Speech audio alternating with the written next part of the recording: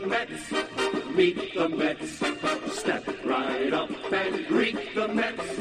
Bring your kiddies, bring your wife. Guaranteed to have the time of your life, because the Mets are really socking the ball, knocking those home runs over the wall. East side, west side, everybody's coming down to meet the METS Mets of New York town. Oh, the butcher and the baker and the people on the streets, where do they go? To meet the Mets! Oh, they're hollering and cheering and they're jumping in their seats. Where do they go? To meet the Mets! All the fans are true to the orange and blue, so hurry up and come on down, 'cause we got ourselves a ball club, the Mets of New York town. Give 'em a yell, give 'em a hand, and let 'em know you're rooting in the stand. Come on and meet the Mets, meet the Mets. Step right up and greet the Mets. Bring your kiddies, bring your wife. Guaranteed to have the time of your life, because the Mets are really socking the ball, knocking those home runs over the wall. East side, west side, everybody's coming down to meet the METS Mets of New York town, of New York town.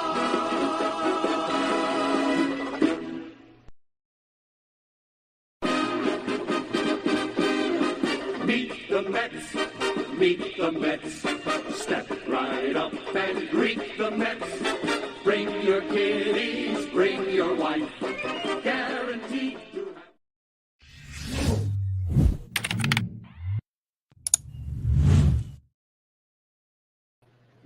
What's up, Mets fans? Welcome back to Talking Mets at Rob with some breaking news right here on the channel. The New York Mets make the first signing of the season for their rotation, and it is Luis Severino on a one-year deal, $13 million. That's right, 1 year's $13 million. It's a low-risk, high-reward back end of the rotation type of move, so don't panic. This isn't the big news of the offseason. It's the first move of probably many. It is a move that is a depth move, a necessity move. We have two guys in the rotation in Quintana and Senga. There's going to be moves like this. You're not going to make every big move and the biggest signing of the offseason. There's a lot of people going nuts about this deal. Again, average pitchers get that type of money per year. It's just how it goes. Remember, guys, this is one move of an offseason. So before it says, oh, what a bad offseason, calm down. Luis Severino, 1 year, $13 million for the New York Mets. The first move of David Stern's tenure as president of baseball ops for our New York Mets. So, again, over the last couple of days, Met fans are getting excited about Luis Severino. About Juan Soto possibly being in talks with the Padres. Obviously, Yamamoto. Obviously, a little bit about Montgomery. Some other trade rumors that we were hearing. This is a move that one of my first videos of the offseason was the Mets probably will go after Luis Severino. And I'll get to your comments in a second, guys. You got to understand the whole spectrum of this issue, right? How many more times are we going to complain about Peterson, complain about McGill, complain about guys that shouldn't be in the majors, Jose Butos of the world, right? You get a guy who's been in New York. He still has electric stuff. Injuries are an issue. We all know that. But we didn't give him a 6-year deal for $170 million. All right, we gave him a 1 year, $13 million deal for a guy who is probably going to be on the back end of the rotation. There's a lot of talk, especially if the Mets land Yamamoto to go to a 6-man rotation. It's been talked about a lot. You could do a lot worse than Luis Severino as your 6th or 5th guy in your rotation. It could be a lot worse. Again, do you really want to see David Peterson, even though he's hurt, and Tyler McGill basically throw up on themselves, at least at the very least, if Luis Severino is healthy, he has electric stuff. And again, health is key. And again, there has been a lot of talk, and Keith from Shay and Sons podcast put out a video, a split video when it comes to his mechanics, where the years that he's gotten hurt, he wasn't lifting his leg enough. Again, this is just speculation, but he put up a video that if you really pay attention to it, you could see why he has a ton of arm injuries, because he's using more of his upper body and arm than he is his huge and big thighs and legs that he's known for. He has huge thighs and legs that when he first came up was what he was doing well. He was driving with his legs and not his upper body, which is a huge situation when it comes to if he can stay healthy. And I do understand that people are going to over-exaggerate the situation. Mets fans are going to complain because that's what we do. It's just that simple. It's an arm, if healthy, that could be a huge addition to this rotation. And again, I'm not saying he's going to be a number 1 and number 2, and the Mets don't see him as a number 1 and number 2, or even a number 3 or a number 4. He's a 5th or 6th starter, just like that. Yeah, Adam, that's a silly thought, because Vogelback is garbage. Severino actually had good seasons. Severino actually, when healthy, is a really good pitcher. When he's healthy, he pitches 2 or 3 ERA, if a subpar 3 ERA. Again, this is where something that you have to look at and just don't speculate over a bad a season like you have with the Yankees. All right. So, and we keep on looking at it. Sometimes the change of scenery helps the player. Maybe not injuries, but mentally helps the player. He was mentally just done in the Bronx. It's just that simple. Machete, see, that's the thing. It's like, what is Severino has to do with anything else the Mets do this offseason? Because if the Mets tomorrow go out and, in a week sign Yamamoto, you'll be talking a different tune, right? If the Mets sign Jordan Montgomery, or if the Mets make a trade for a Corbin Burns or a Dylan Cease, even though the Braves look like they're the favorites to land him, we're overreacting to a 5th or 6th starter here. We have to understand that. 1 year, $13 million is what these type of pitchers get. You need depth. This was the problem with the Mets last year. They didn't have depth. The Mets had depth in 2022, and it paid off to a 101-win season. It didn't go to where we wanted it to go, but it was their second best season in franchise history. It's just the way it goes. And again, if the Mets go out and get out a couple of solid to really good arms in the rotation, Luis Severino is an afterthought. Well, Mike, that's a great point. And we have to remember, he plays in the AL East. He plays at Yankee Stadium. Most of his starts are at Yankee Stadium. It's a bandbox. He goes to Fenway. It's a hitter's ballpark, right? You go to Baltimore, it's a hitter's ballpark, right? Almost everybody in the AL East are in a hitter's ballpark. He's coming and he gives up a ton of home runs. And again, he's a fly ball pitcher, all right? He's not a ground ball pitcher. He used to be a ground ball pitcher. Chris, how you doing? He's a fly ball pitcher at this point. It's better to be a fly ball pitcher in Citi Field than it is at Yankee Stadium when you get half his starts at Citi Field. It's a huge difference. This is a sign-in where I put it in the category of Taijuan Walker. And the reason why I say that is because I said this about Taijuan Walker. Taijuan Walker would have been better off staying a Met than a Philadelphia Philly, because I even said it. His ERA is going to go up a full 1.5 as a Philly than a New York Met, because fly ball pitchers and even guys that are ground ball pitchers have problem pitching in smaller ballparks and in bad ballparks, in bandboxes, in smaller ballparks that the ball flies out of. Citi Field is not that. Again, there's no reason to think, if healthy, Again, that's a key part. If healthy, he is a guy that, if healthy, probably be one of your better rotation arms in baseball when it comes to just stuff alone. Because when he's healthy, he pitches well.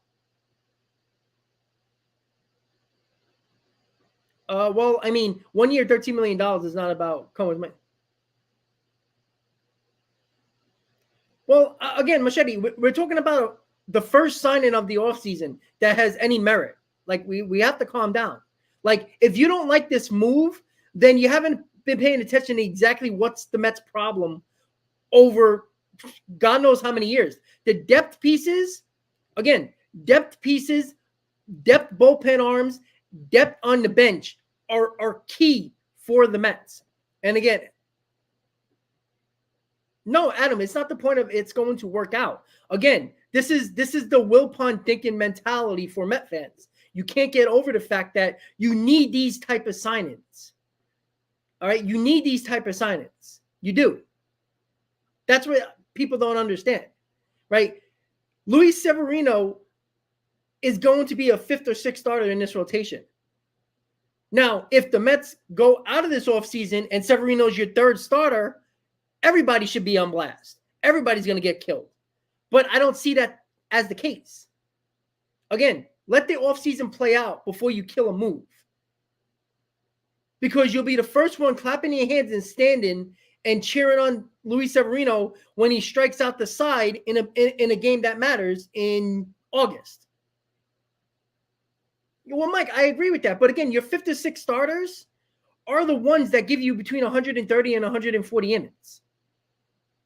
Right? Those are guys you don't expect much from, but hope you get a lot from. That's how it is. Name me a pitcher that has under a 4 ERA that's a 5th starter. Find me one. There's not many. And that's where you have to understand the fact of the Yankees, and we look at it from the Yankees' perspective, watching him with the Yankees. The Yankees needed Severino to be at the top of their rotation because they had Cole and nobody else for a decent amount of time. That's why it was so reluctant of people saying Severino sucks, because the Yankees needed him as a number 2 starter at most and a 3 starter at best. That's where you have to understand. Right? You have your innings eater in Quintana. Luis Severino is a low risk, high reward. You have to understand that. You're looking at it from a Yankee perspective by being a Mets fan and watching him with the Yankees and saying, well, he's terrible. He's injury prone. Yeah, granted. Do we not understand that almost every Mets pitcher that the Mets have gotten has been injury prone? Like every one of them, besides Kodai Senga. I mean, Verlander, Scherzer. We go back to even Taijuan Walker, who was injury a lot, right? We go back to, Scherzer. We go back to all the DeGrom, right? Brian, the Mets rotation is not set yet. So saying it's horrible is a stupid comment. That's what you don't understand. That's what people are not understanding. It's the first signing of the offseason. Like if the Mets do, get Severino and get, guys like, Flock, Waka and stuff like that, guys like that, then we can start killing the Mets. Because if this was the Wilpons, this would have been the biggest move of the offseason for the rotation. 100%. It's happened before. Remember how they tried to give you Michael Waka and say, oh, look at that. Or Rick Porcello? Remember that? Back end of the rotation arms. And again, we can have 2 or 3 of them. That doesn't mean that Luis Severino is going to be the best part of this rotation. Yeah, well, that's the that's the whole point. And that's where I think Met fans are kind of losing the whole depth and back end of the rotation situation. Like, seriously, give me another name in the back end of the rotation that has the low risk, high reward that you would want. I'm just curious. Because all I'm hearing is that, you got to sign Montgomery. You got to sign Yamamoto. You got to sign Blake Snell. You got to sign Eduardo Rodriguez. Those guys aren't back end of the rotation guys. You got to understand that. That's what you have to understand. And okay, now people want Syndergaard. Syndergaard has a worse ERA than Severino, and is another one who can't get out of his own way. That's who you want? He's not Syndergaard of 2015, guys, or 2016. Brian, I don't necessarily agree with that, to be honest with you. I still believe that if Yamamoto's looking for the most money, he's going to the Mets. Just that simple. Again, this is a great. Okay, Angel, he got bombed last year. He was hurt, yes. Okay, but again, somebody just brought up Syndergaard. He wasn't often injured and terrible. Like, that's a name you're going to give me? I mean, okay, Seth Lugo, but Seth Lugo would be fine. And again, the Mets could pick up Seth Lugo. That's fine. That's fine. I have no problem if you want him in the back end of the rotation. But again, if you're going to sign Seth Lugo, then you're probably going to have a bad offseason. Because then what is Seth Lugo, Quintana, and Severino is going to be a 3-4-5? Come on, guys. Like, now, would Seth Lugo be a better option? Yeah, sure. But let's not act like he was great with the Padres either. Like, could we calm down about that? Matt Harvey, who retired, by the way. Lugo, who is an okay pitcher. And Dorr, who can't stay healthy and has a worse ERA than Severino over the last couple of years. Who's been on more teams than Severino. Yeah, Brian, but see, again, if they do get Yamamoto, you have Yamamoto and Senga, and you have Quintana, and you got Severino. So now the Mets have options where they can go. Could they get an Erod? Could they get a Montgomery? Yeah, absolutely. Yeah, Bryce, I understand that. But again, these are the type of guys you get for your depth pieces, right? We got Jose Quintana that we thought was a great depth move. The guy never gets injured, and he got injured last year. Sometimes taking this low risk, high reward, and the 1 year, $13 million is exactly what that is. That is a 1 year, low risk, high reward move where if it doesn't work out in the first couple of months, $13 million Cohen wipes his ass with. Like, it's just that simple. They'll release him. They're not going to play games with. They're not going to keep him around like the Yankees did. And the Yankees were trying to savor every moment and tell you that Luis Severino is a number 2 and number 3 starter. Remember, the Yankees almost every year was counting on Luis Severino to be a top-line starter. The Mets are not doing that. At least, in my opinion, I hope they're not doing that. Again, if the end of this offseason and we end up with no Yamamoto, no Erod, no Montgomery, and a couple of middle-of-the-rotation guys to fill up this rotation, then it's a bad move. But to say that it's a bad move now makes no sense because the offseason hasn't been determined yet. If the Mets in a week and a half sign Yamamoto, this rotation is a lot better than what it looked about, 6 days prior. Yeah, Sevy, he's not going to be a number 3 in this rotation. It's not. I'm sorry, it's not. Absolutely not. Sevy is going to be a back end of the rotation guy. If Sevy becomes a number 3 in this rotation after this offseason's done, then this rotation is in trouble. That's the honest truth. Again, if Luis Severino was one of the last options of the last guys on the market, and the Mets already have their rotation set, say they get Yamamoto and they sign, I don't know, Erod.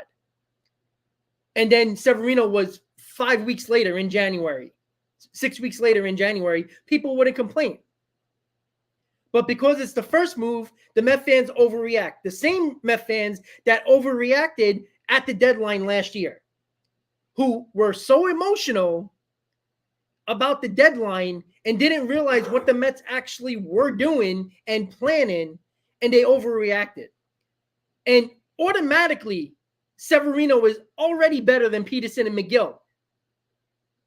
It's just that simple. Because all I heard on my channel for the last 5 months, I can't stand Peterson, I can't stand McGill anymore, Well, you got a guy that his upper level, when healthy, is 100% better than either one of those guys that we were just talking about.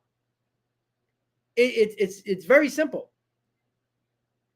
Again, a back end of the rotation guy, if he pitches under to a 4 ERA, and it's possible in a ballpark at Citi Field where he's basically a fly ball pitcher he used to be a ground ball pitcher, but now balls have been more up in the air percentage-wise for Severino. So it's not that bad considering the fact that Severino reminds me of a Taijuan Walker. Remember, when the Mets signed Taijuan Walker, wasn't Taijuan Walker constantly injured, couldn't stay healthy? People killed that move as well. It's very similar. It's just that Luis Severino has a tremendous upside than Taijuan Walker. If you get a 4 ERA from Severino as in the back end of your rotation, that's quality in Major League Baseball.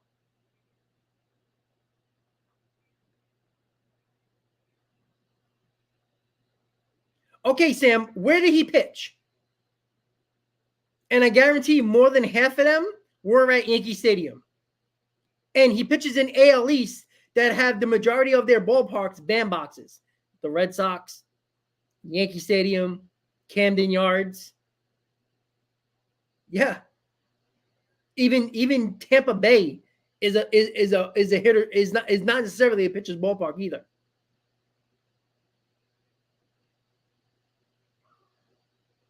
Where's George? Who said George? Yeah, exactly what it is. And again, it's a 1-year prove it type of deal. And again, this is the type of move where you're hoping this kid's ready, because Severino is not 35 years old.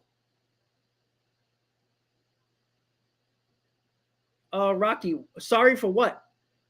Why would you be sorry? I'm sorry that the Yankees continue to portray him as their number 2 starter for the last 3 years. I'm sorry for that. The Mets aren't doing that.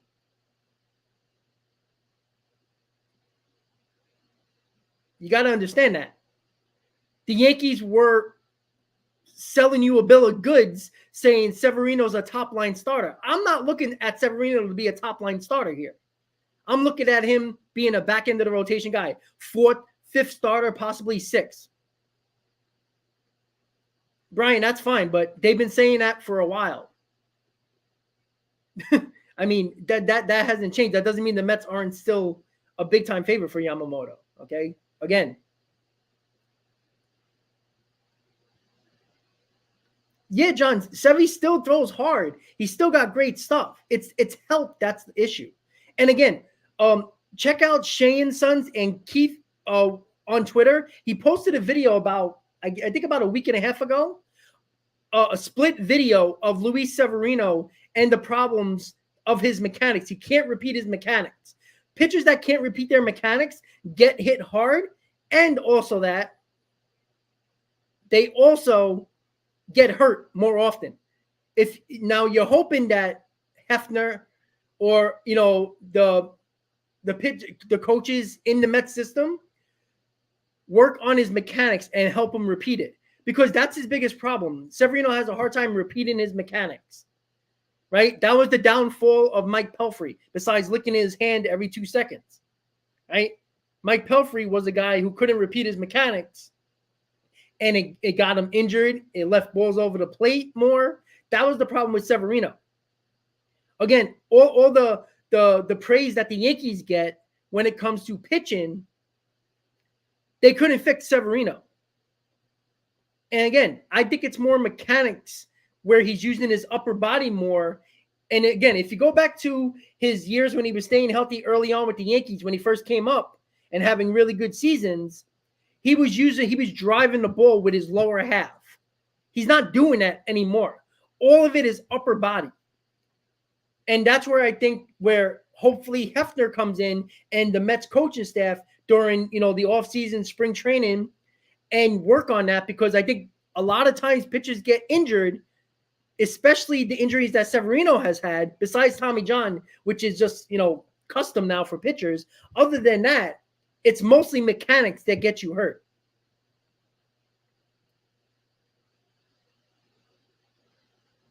Well, Jay, that's the whole point. We got to remember the Mets have about 12 to 13 spots to fill on their 40-man, and about what 7 or 8 on their 26-man roster.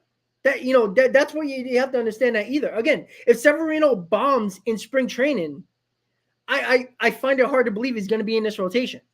If the rotation works out the way I think it's going to work out. Again, the Mets are going to be in on Montgomery. They're in on Yamamoto, and they're probably in on other couple of guys for the middle of the rotation guys. Luis Severino isn't middle of the rotation, and middle of the rotation is like a number 3 starter, possibly a 4. I can guarantee you, I'm pretty strong. And David Stern, again, we're killing David. We're killing this signing. Yet David Stern, two things he's done well in Milwaukee is get pitching for his team, either in the bullpen or the starting rotation. Either is drafting, making a couple of moves here and there, or developing arms and working on arms and defense. That's what he prioritizes a lot. So David Stearns is not stupid here. So give him a chance to finish an offseason. And Mike, that's the other thing. He's not 30 yet. And again, this is a low-risk, high-reward move. This is a situation where a 30-year-old, soon-to-be 30-year-old, is going to be pitching for a contract. These are guys, and I know he was pitching for the contract with the Yankees, but the Yankees put them in. Remember, he was very upset with the Yankees for a couple of years now. Remember how they didn't take him off the 60-day IL when he was eligible to be, and he was mad about that. There was a lot of internal issues with Severino with the Yankees as well. So that's another factor in it. And again, that doesn't stop him from being injured, but the Yankees also were terrible they were like number 2. I think they were top 3 in players being injured on a roster. That's how bad their organization has been with keeping guys healthy. It's not just Severino. It's Nestor Cortez. It's agreeing to a trade for Frankie Montas, who was injured. It's Stanton. Aaron Judge, who has been injury prone in his career, right? You can go back to everybody, right? DJ LeMahieu. Right, all of these guys have been often injured. You go look at the track record of the Yankees, injury wise. It's been constant. They've been one of the known teams to have constant injuries every year. That's why Yankee fans have been so mad, because they constantly it feels like they're having issues keeping their players healthy. And again, the Mets have, for the most part, when it comes to position player wise, have been keeping their players healthy, and pitching wise, they've been actually pretty good for the most part in getting these guys back healthy. Right? When Verlander came back, he was healthy. He pitched well. When Scherzer, before he got hurt, was pitching well, but even when he came back from that oblique, if you remember, he pitched well for his first 4 or 5 starts as well. And again, Jacob deGrom, I still believe Jacob deGrom was actually injured and did not want to go on the injured list during his final year of his contract with the Mets. And I do think a change of scenery is going to help Luis Severino. It's a changeover of a new leaf. It's a new team. Yes, it's still New York, but we see this all the time. Change of scenery means a lot. And he wasn't necessarily happy with the way the Yankees have treated him when it came to taking him off the IL. That happened, I think it was in 2022. Last year, there was a couple of issues where he believed he was healthy, and the Yankees didn't put him back in the rotation. And again, the Yankees, continue to put that narrative out there that Luis Severino is one of their top line starters. That's the difference of what the Mets are doing here. And again, can that change in the offseason if the Mets don't put a rotation together that is not considering Kodai Senga as an ace and a lot of middle of the rotation guys? Then it's a problem. But again, let the offseason play out. Because say if the Mets don't get Yamamoto, but they get Montgomery and Erod, it's a pretty solid rotation. Again, the Mets have tried star rotations over the last couple of years. It's failed. You don't need a star rotation to win championships. You need a solid rotation that Erod and Montgomery, if that's the case, have shown what they've done in the playoffs. Erod with Boston, Montgomery with the Rangers.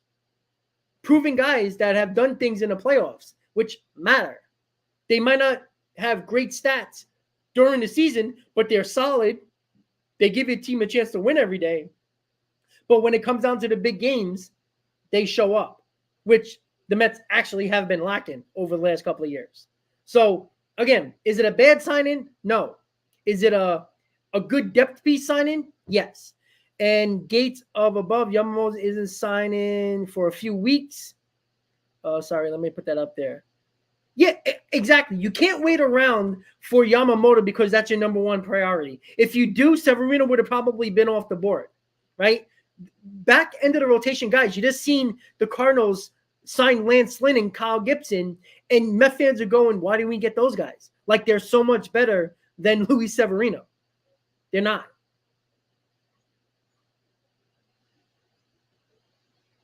So, and that's the other key. And Gates above, thanks for the super chat. Yeah, and that's the other thing. You can't wait around for your number one target and miss out on your depth pieces and middle rotation guys. All right, you got to remember, guys, Kyle Gibson, Lance Lynn, Aaron Nola, those guys, Sonny Gray, those guys are gone.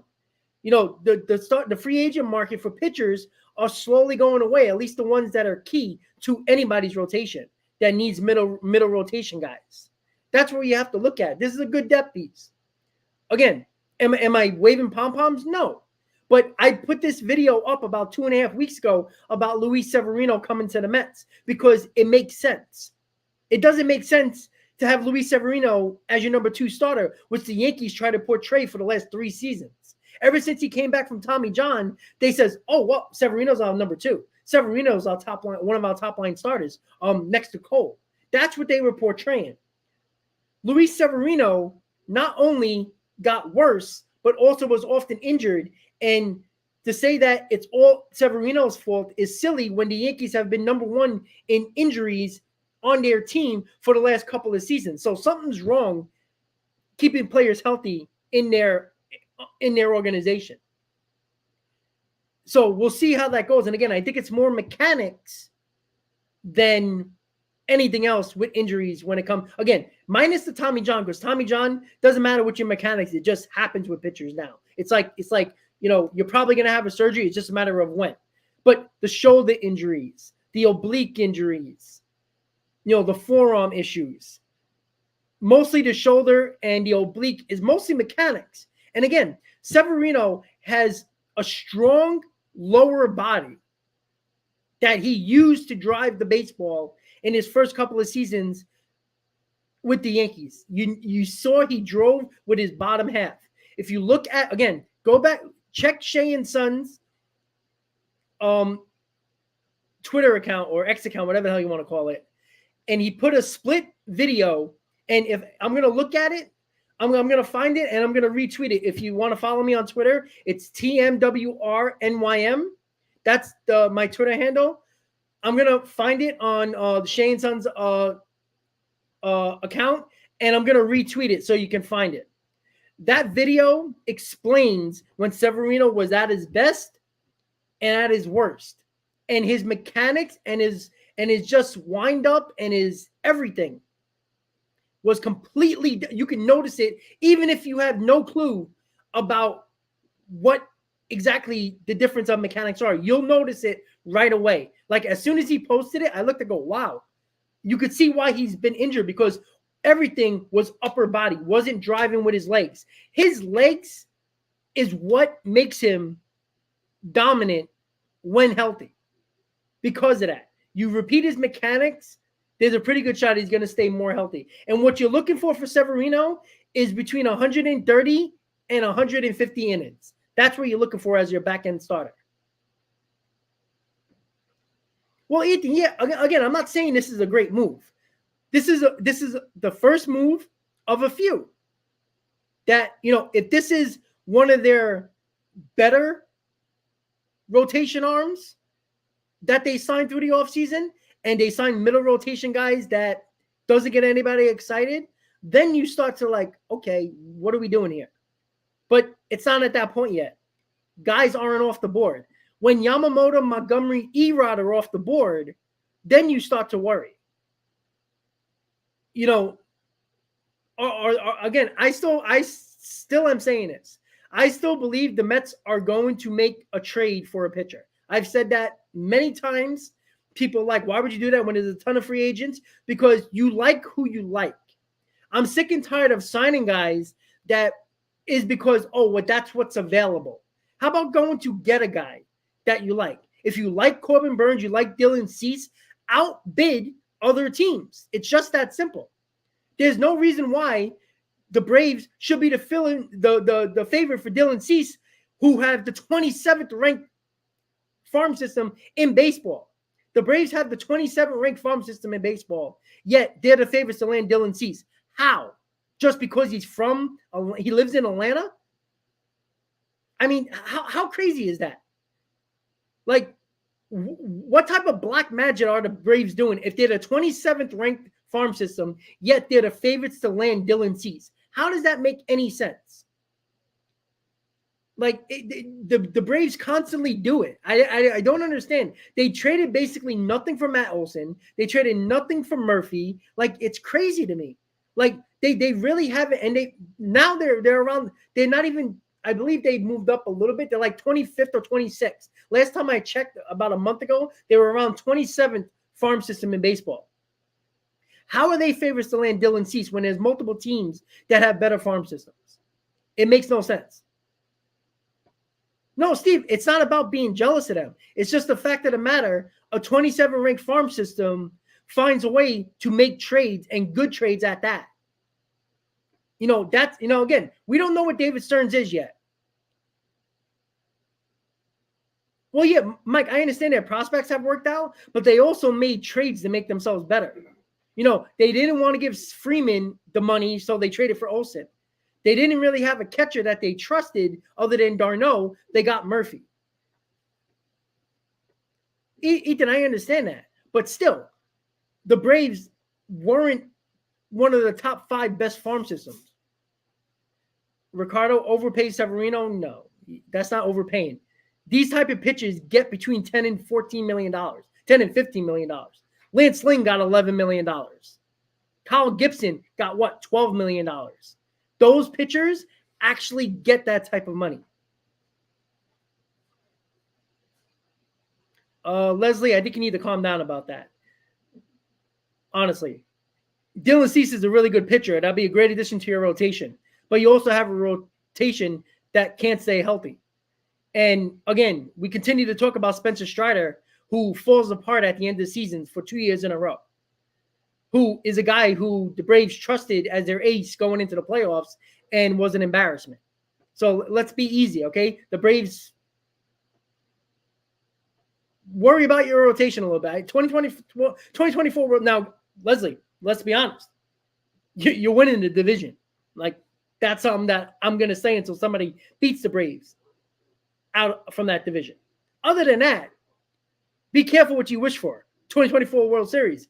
Your top ace in Strider strikes out the world, and then in the biggest moments when your team needs him, he's not there. He fell apart 2 years in a row, late in seasons for the Braves. And that's the guy you're probably going to make as your ace. Dylan Cease, I could see him as your ace because the Braves need pitching. And Elder, solid. But again, we have to look at it in that perspective. Well, Leslie, I know. Well, again, the Braves thought so much of Grissom that they didn't even make him the starting shortstop. So again, I think they can afford to lose Grissom because the Braves lineup is outstanding. Like, I mean, you're not going to cry over Grissom. Like, it's not the end of the world. They actually don't have a shortstop that comes up through your farm system like every other player, And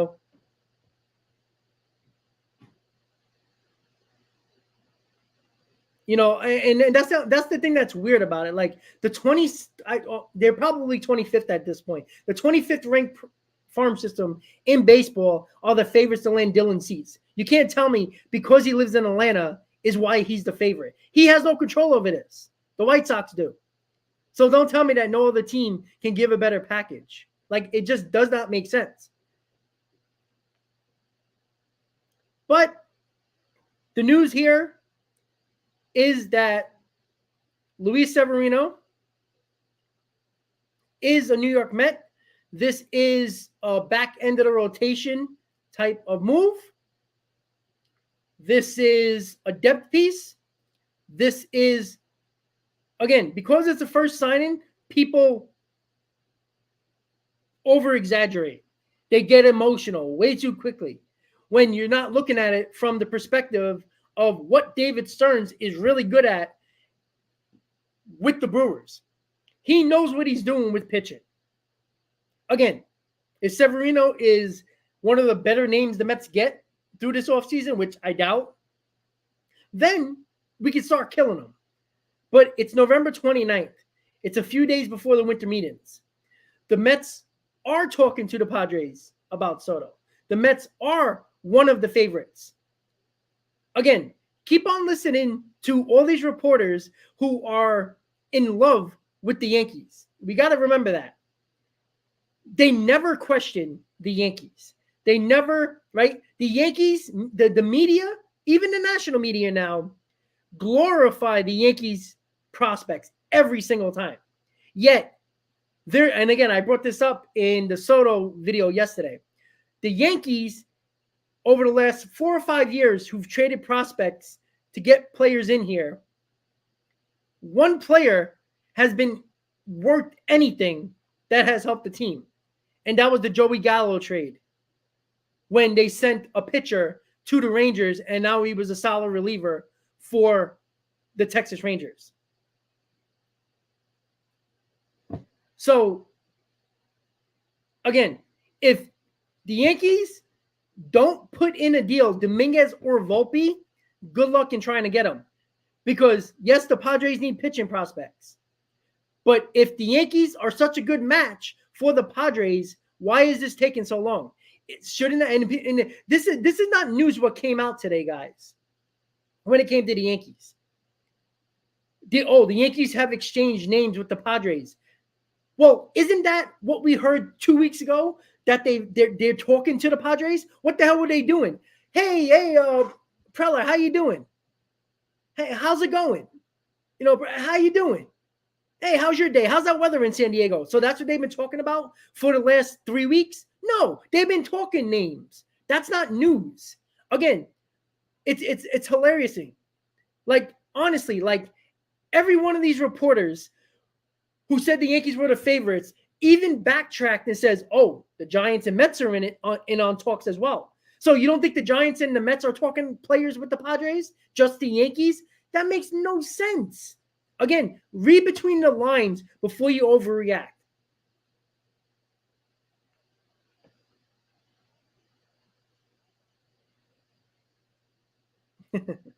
Yes, I do. Easy.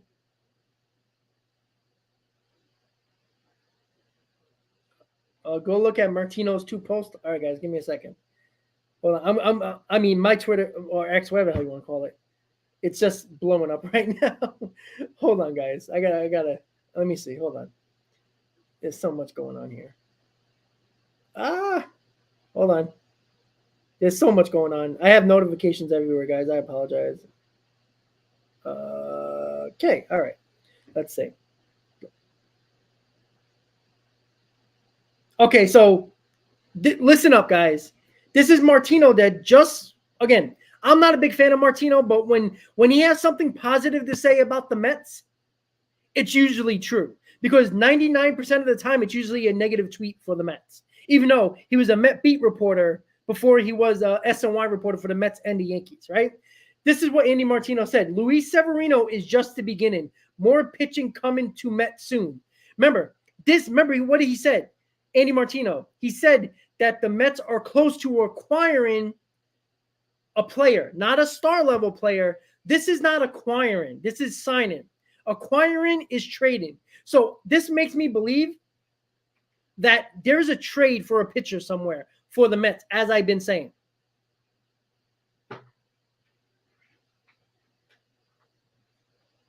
And you know what, Daniel, that's a great point. Let me put that comment up there. Yeah. I mean, who would you rather have? Severino with his higher ceiling or Carrasco? Because that's the type of pitcher you're looking for as a fifth starter. I think everybody would take Severino over Carrasco because there's more upside with Severino. Ethan, there's a pretty good chance. I did buy the 7-line ticket for spring training, so I'm on the berm if I do go. It's about 50-50. Again, plans can change, but I plan on going. But I also plan on going on to London and going to Arlington's, and that's, so I think I'm going to spring training, but not a guarantee yet. Ethan, I'll let you know. Don't worry. Okay, so Andy Martino also just said what I said. Severino is closer to star level than not star level expected. So again, Andy Martino a couple hours ago said 8 hours ago said the Mets are active. In fact, they are close to acquiring a player, not a star level. So Andy Martino just debunked that this was the player he was talking about. So the Mets are in on something else, acquiring a player, which means a trade. Again, who the hell knows? So star level, again, who's not a star level? That's the thing. Like, what do you consider a star? Is a star Cole? Is a star, I don't know, Strider? I don't consider Dylan Cease a star pitcher. I think he's a solid pitcher. Is Tyler Glass now considered a star at this point? Maybe not. So again, Andy Martino just said it. Severino is, so in Andy Martino's mind, I don't believe that. Severino is closer to star level than zero expected. So that tells me that, and he retweeted his own tweet about that. So the Mets are acquiring somebody else. I'm assuming it's going to be another pitcher because that's the only thing that makes sense. I don't see the Mets acquiring a non-star level type bat because I don't see what's out there that they can trade for when they can sign a bat right now. Mark, it's not though, because Lance Lynn have a similar ERA and he got $12 million. Kyle Gibson, who's solid, but has a 5 ERA, who's an innings eater, got $11 million. Average pitchers, back end of the rotation, guys get between $11 and $15 million.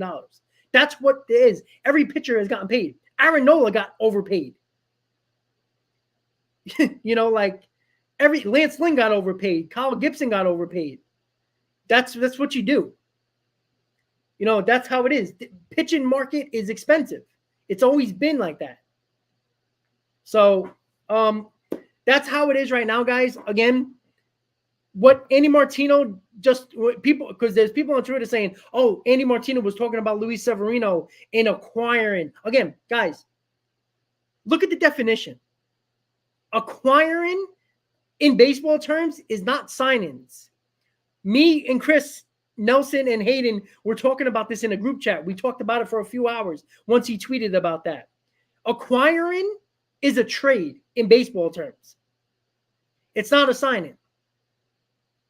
So clearly, and then again, Andy Martino retweeted his own tweet stating that he, in Andy Martino's mind, Luis Severino is more star level than not. That's in Andy Martino's mind.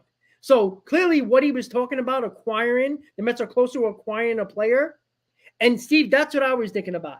I'm thinking that maybe the Mets say, all right, we'll take Tyler Glass now, and we'll take his $25 to $26 million salary, and we'll also take a Rosarena. And maybe that's the type of deal they're trying to do.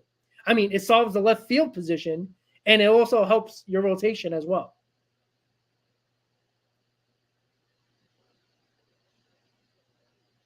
Well, Mark, again, I don't trust the fact that, and actually, you see, here's the problem. The Yankees have had injury problems throughout their system, throughout their organization. They can't keep players healthy. And again, I don't know if you were here, Mark, earlier, but I talked about Shea and Sons tweeted a split video of Severino when he was really good a few years back, when he just came up with the Yankees, and a year ago, and his mechanics are completely different. I do think the big reason why Severino couldn't remain healthy and hasn't pitched a lot is because he's getting injured because he can't repeat his mechanics. That's also coaching as well. And I'm sorry, the Yankees have been one of the worst teams organizationally with injured players. So sorry if I don't say, oh, well, Severino is injury prone because of he's just injury prone. When I see Stanton, Judge, LeMahieu, Montas, I see constant injuries over and over and over again from all of these players, and it's constantly on the Yankees. The Yankees have become an organization where you expect major injuries for their players. Their own fans believe that. And again, I agree, Fireblaze, and that's what I talked about earlier. Severino being in Citi Field, and I brought up the Taijuan Walker comparison because of the fact I said this once before Walker signed with the Phillies. I said, I have no problem bringing Taijuan Walker back because he would be a better pitcher at Citi Field with the Mets than he would be with the Philadelphia Phillies and Citizens Bank. And it's been proven correct. His ERA went up a full run and a half more than with the Mets. Why is that? Because he pitches in a bandbox. Severino, I believe, pitching at Yankee Stadium completely messed with his mind, because even when you make a good pitch, pop-ups are going out of Yankee Stadium. Pop-ups aren't going out of Citi Field. That's the process. That's the problem when it comes to some of these pitches. Sometimes it's a change of scenery and a mindset. Luis Severino was expected as a Yankee over the last couple of years to come back healthy and be a top-line starting pitcher. The Mets are not looking for him to be a top-line starter. They're looking for him to give between 130 and 150 innings in the back end of the rotation. Again, is that possible? From his history, no. But what the Yankees were looking for Severino aren't what the Mets are looking for from Severino. Huge difference.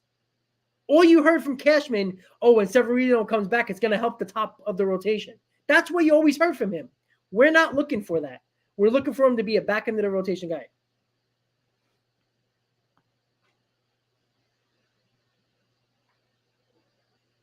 Yeah, Neil, he was. But again, this goes back to the same thing with the Yankees. The Yankees constantly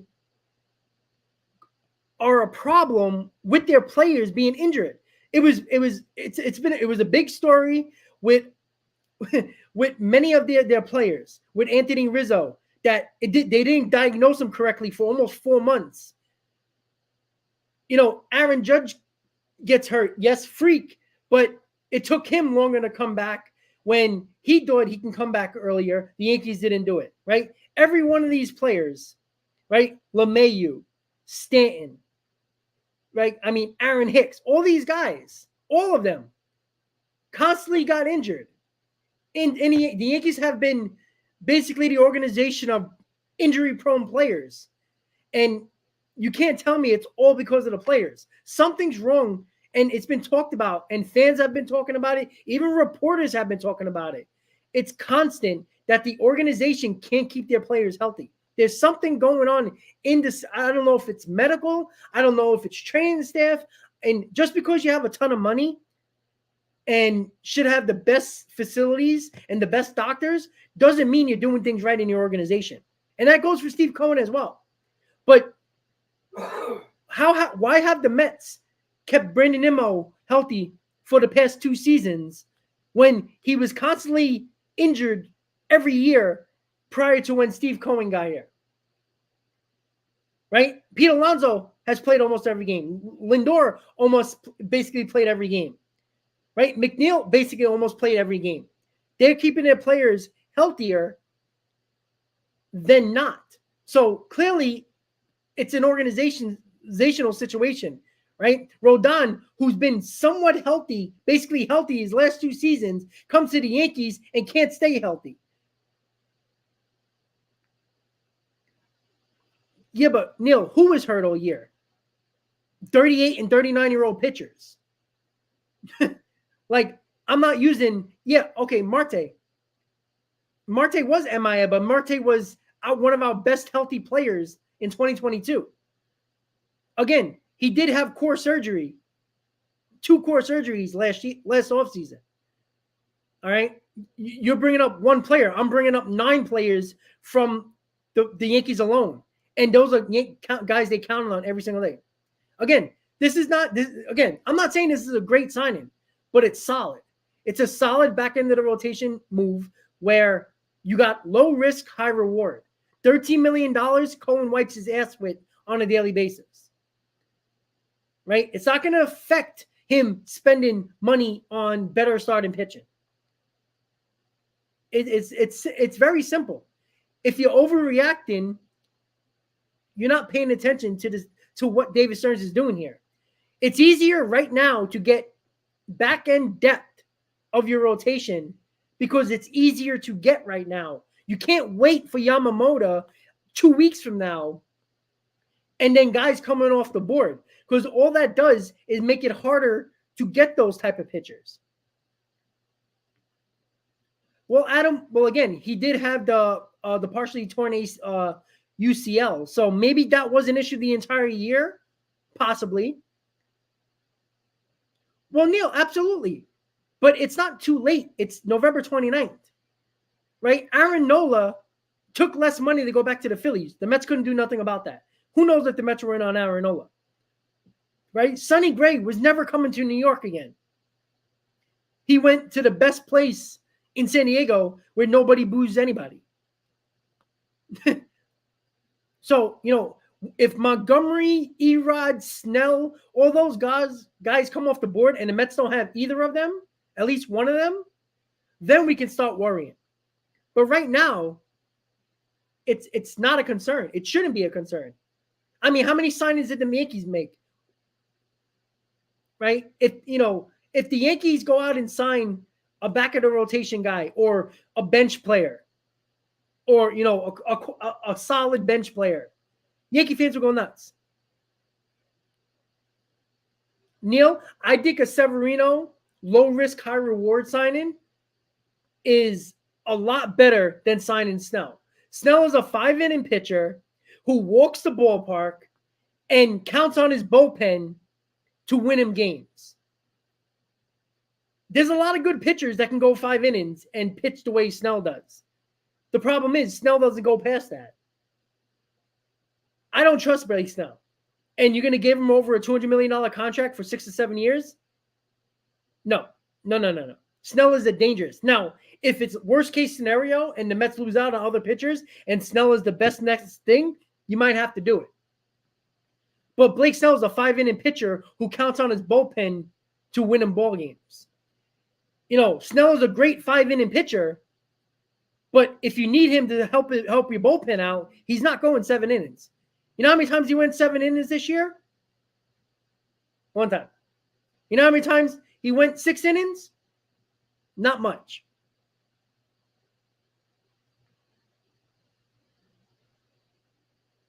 Well, of course they are easy. We all know this, right? If you go back to last year, the Yankees were in on Bellinger. The Yankees were in on everybody. Cashman told you needed a left field. The Yankees didn't get a left fielder. You know what I'm saying, guys? Like, be careful. Again, when is it bad news reported from any reporter from nationally or a beat writer for the Yankees or the Mets? They constantly push up everything Yankees. They always do it every year. So let's be easy because a week and a half ago, all we heard, the Yankees are perfect match for the Padres. They're the favorites. And then the same reporters who said that tweeted a few days ago that the Giants and Mets are also talking to the Padres. So if the Yankees and the Padres are a perfect match, why would the Padres worry about anybody else? They can get what they need from the Yankees, right? It should have happened already. Why hasn't it happened? Because the Padres probably think they can get more from other teams. Again, the Giants, who are in the Padres division, You don't think you think the Padres are going to say, hey, Giants, you can give us a similar deal to the Yankees and we'll give you to him, right? In my opinion, it's the Mets or the Yankees for Soto. Tanya, I'm not sure about Ohtani. I don't know because I think the Mets are in other baskets. I think they have their hands in other baskets. What basket? Who knows? I think the Mets are more in on Soto than the reporters are led into believe. Because only a few days ago, it was news, it was noteworthy, and it wasn't just Andy Martino, because even Andy Martino brought it up about the Mets being in talks with Soto, with the Padres. And he never gives anything positive about the Mets. Passan came out with an article for ESPN. Rosendahl even brought it up when it came to Soto, right? And if you haven't noticed, how many people knew about the Mets talking to Luis Severino until the deal happened like that? I was watching Baseball Night in New York when it broke. They didn't say nothing about Luis Severino to the Mets. It just happened. So what does that tell you? That tells you that David Stearns and company are keeping everything in-house. Nothing's getting leaked. So the reports that you're hearing from the Yankees is exactly what the Yankees always do. They leak out everything. All those rumors are coming from the Yankees to reporters. That's why when you don't hear nothing about the Mets, it's a plan. David Stearns even said it in his opening press conference. He likes to keep things internal. Cohen thrives himself on an organization that doesn't leak out anything. Remember, the Mets are tight-lipped. All this information you're getting about the Yankees being favorites, of course the Yankees are favorites for everybody. Everybody says that every year because the Yankees portray it to reporters that they're talking to this team. They're looking at this player, right? If you look at a guy like Chris, Big Mac on WFAN, Chris McMonagle, right? Overnight for WFAN. Big Yankees fan. But he's also, and even Keith McPherson, who I'm not a big fan of, but he's also realistic. He says it all the time. The Yankees are always in on everybody. They leak it out all the time that they're in on everybody. And particular players that fans want them to get. Because that's their great marketing. Their great communication department puts that all out there. Because it's what the fans like to hear. Yet, the Yankees don't do it. Constantly. And Keith McPherson and Chris McMonagle on WFN, big Yankee fans, big homers, even said that all the time. All the time, they say that. And they even says the Yankees do this all the time. They're in on everybody, yet they get nobody. That's what they said. Big homers, big Yankee fans, constantly kill the Mets. Constantly LOL Mets. They do it all the time. Again, do I think the Yankees have what it takes to get Soto? Of course they do. Every team in baseball has enough to get Juan Soto. No, Brian, they're not. Because I don't hear every leak for every player, Mets being in on every player. The Dodgers, exactly, Brian. And this is a good point. Cohen talked about being similar to the Dodgers' way of running things, keeping things tight-lipped, not letting things get leaked out. And look, did anybody know about Severino? Did we hear, the Mets are talking to Luis Severino? No, we didn't hear any of that from any reporter. So these reporters that are throwing out this nonsense of rumors that are probably thrown at from organizations just because it makes their fans happy are exactly the problem with these reporters. Where is Passan? Where is Rosendahl? Where is Sherman? Where is Heyman? Where is Martino? Not one of them brought up the Mets are talking to Luis Severino. And then it happened about an hour ago. So what is it? Is it the Yankees leaking out with their PR department, everything to the reporters. And oh, by the way, that's why the reporters are so lovey-dovey when it comes to the Yankees, and always positive reports and positive articles and positive tweets go out from these baseball reporters, because the Yankees leak everything. It's better to be in on everybody and let your fans know about it than letting them not know about it and the moves haven't been done yet.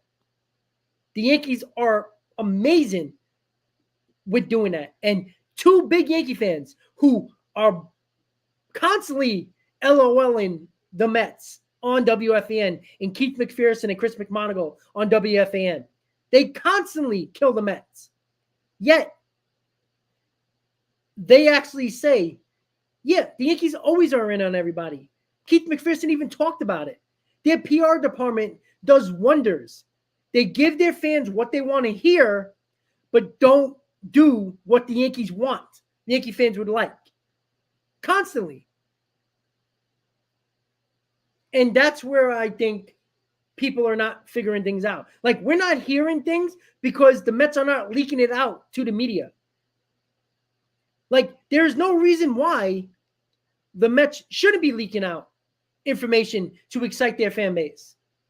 Why? Who cares? I don't care. Just show me the moves. Don't tell me what you could do. Do it. The Mets have constantly done that over Steve Cohen, right? Francisco Lindor trade. Nobody knew what was happening. All these great reporters couldn't get anything. And then when it happened, all of a sudden, the reporters act like they knew about it. They didn't, but they didn't report it, right? The same thing when it came to Chris Bassett. When did we hear about the Chris Bassett trade? When it happened. When the Mets at night signed Marte, Canna, and Escobar, nobody knew. Where was those reports? Even Verlander. Oh, the Mets, if they don't get DeGrom, are probably going to get Verlander. That's not a report. That's common sense. I can report that. If I have a check mark and I say I work for some paper or some organization, and I say the Yankees are favorites to land Yamamoto, well, duh. They have the money, and Yamamoto and the Yankees are historically one of the historic franchises. Duh. How hard is that to report? You know what I want to hear? Let me hear names for players that are going in the Yankees and the Padres, because anything else is speculation. What the hell were the Yankees doing for the last 3 weeks if they're so much the perfect partner for the Padres? I'm confused. All right, guys. So no leaks are coming out. Congratulations to all the reporters that failed again, not knowing that Severino was going to the Mets, because it clearly happened. Where was those rumors? Right? I didn't hear any reports. Oh, the Mets are talking to Luis Severino. They're close to a deal. We didn't even hear that. When it happened, that's when they reported it. The Braves ain't getting Ohtani. The Braves don't spend money. The Braves don't give big contracts. They lowball every one of their players. Todd, it's not Michael Walker again. It's not. That's Wilpon. The Wilpons gave you Michael Walker and says, oh, he's great. Veteran. The Mets aren't doing that. Anytime, Kendall. Todd, the Braves are smart. I agree. I know he is. But he's the same one that constantly says, oh, Severino's coming back. Rodon's coming back for injury. He was the one that said prior to last season that the Yankees are going to have the best rotation in baseball.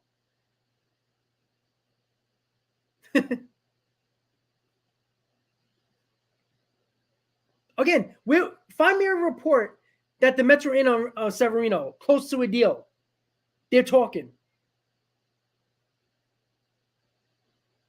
Okay, fine. Rick Porcello.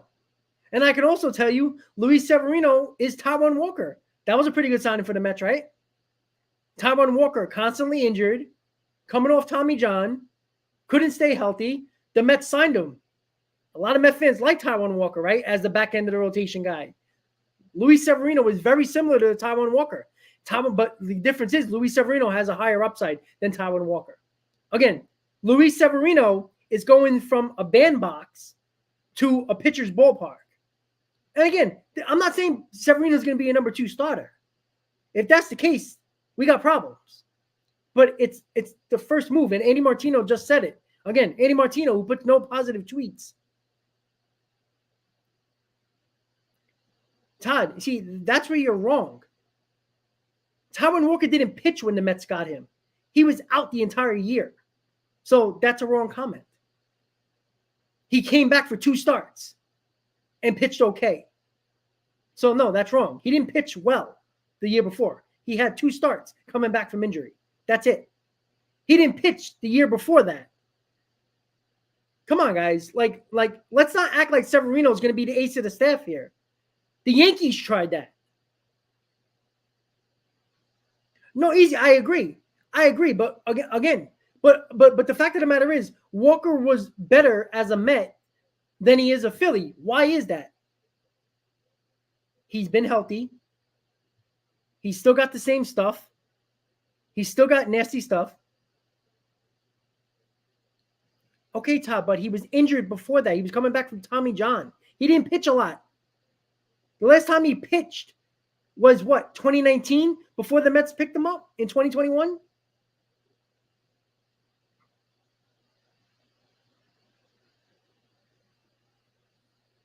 No, Robert, that's not true. He was better as a Met because he was in a bandbox in Philadelphia. I said it. What I said when Walker became a free agent after the 2022 season, or 2021, 2022, 2022? Yeah, after the 2022 season, I said, I have no problem with the Mets bringing back Taijuan Walker. He'd be a better Met than a Philadelphia Philly. His ERA was a 1.5 higher as a Philly. They didn't even want him to pitch in the playoffs. You know why? Because he pitches in a bandbox. It's different. Exactly. Well, CP, again, Chris, listen up. This is the funny thing. We still are believing it. Andy Martino just retweeted it himself. He says the Mets are close to acquiring a player. He believes Luis Severino is star level. So him saying that other acquiring player isn't star level means that he wasn't talking about Luis Severino. And again, Met fans, again, acquiring in baseball is trading. Signing is signing. Acquiring isn't signing. We talked about this in the group chat, Chris. We were talking about it for hours. Again, there's a pretty good chance that the Mets are going to be getting another player soon. I don't know if it could be a bench player, could be a bat, could be a bat and a pitcher. I don't know. But that's not what Andy Martino was talking about. He just laid it out in his tweet about 25 minutes ago. He retweeted what he said. He goes, he believes, and a lot of teams believe that star level is still in Luis Severino. Teams believe that. And they should believe that because he's not 30 years old yet, and he's got the stuff to be a star level pitcher. Just got to stay healthy. Exactly, Edgardo. It's semantics. It's simple English. So, all right, guys. With that said, Luis Severino to the Mets, a solid back end of the rotation move.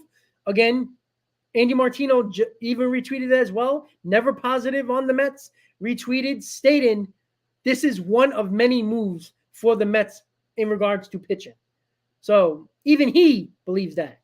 And this is one of, again, if the Mets sign Eduardo Rodriguez in the coming days, guess what? That Luis Severino looks like a lot better signing, right? So, well, see, again, he's not a Mets beat reporter for the Mets. Andy Martino is an SNY reporter who deals with the Mets and the Yankees. But Andy Martino is a Yankee shill. He's been that. He wrote a book. He was a Met beat reporter before he was an SOI reporter for both teams. Yet he wrote a book about the Yankees. That just tells you everything you need to know. Again, if you looked at his pin message on Twitter, it's about his book about the Yankees. So with that said, guys, Luis Severino, 1 year is $13 million to the New York Mets. Nice back end of the rotation move. Low risk, high reward. Can't hate that. As the start of an offseason, you got to fill the back end of the rotation, right? People were excited and were like, oh, that's a good job by the Cardinals for getting Kyle Gibson and Lance Lynn for the back end of the rotation. They get credit for Kyle Gibson and Lance Lynn, but the Mets don't get credit for a back end guy in Luis Severino who has tremendous upside if healthy. Come on.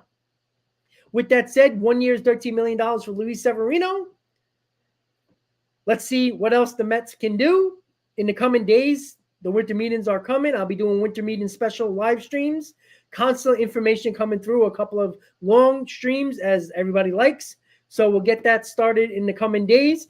Tomorrow I'm going to do a Mets hot stove because today we did a Mets hot stove with the Roundtable crew Tuesday. So Wednesday Mets hot stove was just a little crazy.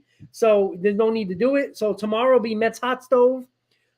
Friday, I'm probably going to do MLB free agent frenzy. Saturday, I'm going to probably maybe do a Mets hot stove considering that the winter meetings is coming up. And then Sunday is a winter meetings live stream preview. So Patrick, long-winded as always. I'll take it. With that said, guys, everybody have a great night. Let's go Mets. I'll see you next time, guys. Luis Severino, 1 year, $13 million. Have a good night, guys.